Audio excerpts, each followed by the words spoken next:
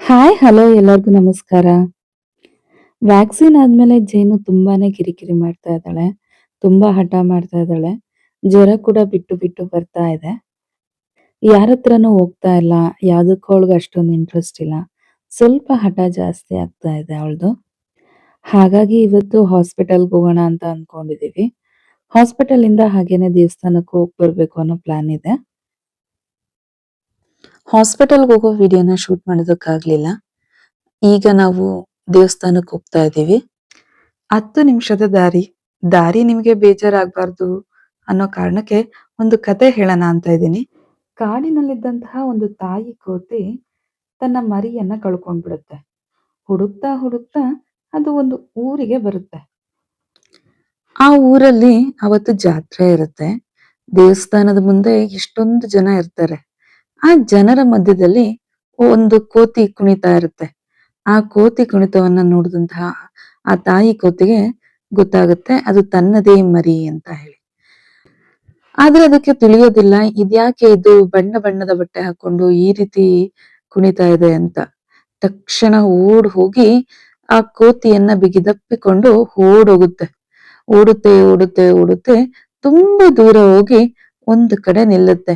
ಯಾವಾಗ ಯಾರಿಂದ ನನಗೆ ಅಪಾಯ ಆಗೋದಿಲ್ಲ ಅಂತ ತಿಳಿಯುತ್ತೋ ಅಲ್ಲಿ ಅದು ನಿಲ್ಲುತ್ತೆ. ಆದ್ರೆ ದಾರಿಯುದ್ದಕ್ಕೂ ಅಮ್ಮ ನಿಲ್ಲು ಅಮ್ಮ ನಿಲ್ಲು ಅಂತ ಮರಿಕೋತಿ ಹೇಳ್ತಾನೇ ಇರುತ್ತೆ. ಆದ್ರೆ ಅದಕ್ಕೆ ಎಲ್ಲಾದ್ರೂ ಹೋಗಿ ಸೇಫ್ ಆಗಿ ನಿಲ್ಬೇಕು ಅನ್ನೋ ಒಂದೇ ಕಾರಣದಿಂದ ಓಡ್ತಾನೇ ಇರುತ್ತೆ.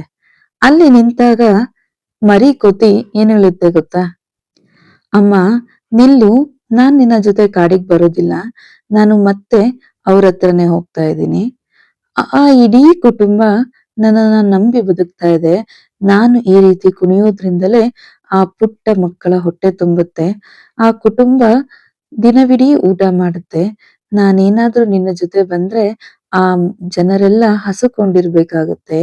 ಆ ಕುಟುಂಬ ಕಣ್ಣೀರಾಕತ್ತೆ ಅಂತ ಹೇಳುತ್ತೆ. ಹಾಗಾಗಿ ನಾನು ಮತ್ತೆ ಆ ಕುಟುಂಬವನ್ನೇ ಸೇರ್ತೀನಿ.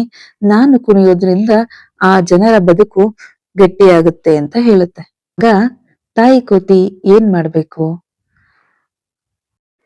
ತಾಯಿ ಕೋತಿಗೆ ಇಲ್ಲಿ 3 ಆಪ್ಷನ್ ಇದೆ. ಮೊದಲನೇದಾಗಿ ಏನು ಬೇಡ ನೀನು ನನ್ನ ಜೊತೆನೆ ಬಾ ಅಂತ ಕರೆಯೋದು. ಎರಡನೇದಾಗಿ ಮಗುವಿನ ಪ್ರಬುದ್ಧತೆಯನ್ನ ಮೆಚ್ಚಿಕೊಂಡು ತಾನು ಆ ಮರಿ ಕೋತಿ ಜೊತೆ ಹೋಗಿ ಆ ಕುಟುಂಬವನ್ನ ಸೇರೋದು. ಮೂರನೇದಾಗಿ ಮರಿ ಕೋತಿಯನ್ನ ಆ ಕುಟುಂಬಕ್ಕೆ ಒಪ್ಪಿಸಿ ತಾನು ಕಾಡಿಗೆ ಹೋಗೋದು. ಈ ಕತೆ ಎಲ್ಲೋ ಓದಿದ್ದು ನಾನು.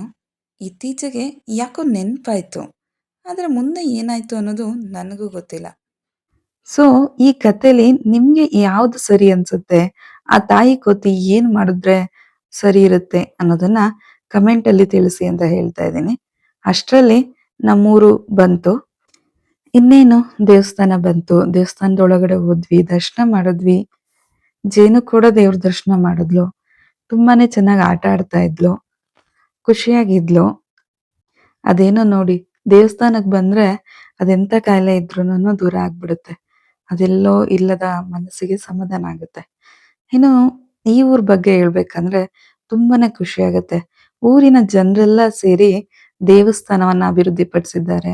ದೇವಸ್ಥಾನದ ಪಕ್ಕ ಒಂದು ಚೌಟ್ರಿಯನ್ನ ಕೂಡ ಕಟ್ಟಿದ್ದಾರೆ. ಮುಂದೆ ಈ ಊರು ಮಾದರಿ ಗ್ರಾಮ ಅಂತ ಅನ್ನಿಸ್ಕೊಳ್ಳುತ್ತೆ ಅಂತ ನನಗನ್ಸುತ್ತೆ.